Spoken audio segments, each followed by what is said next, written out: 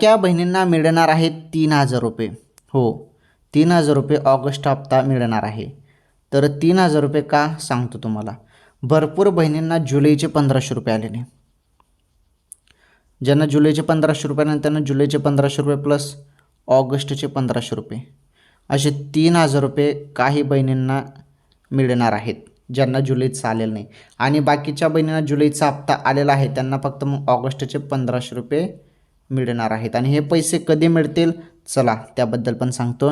Direct तुम्हाला तारीख मी सांगतो. जवळपास बहिणींनो 25 तारखेनंतर,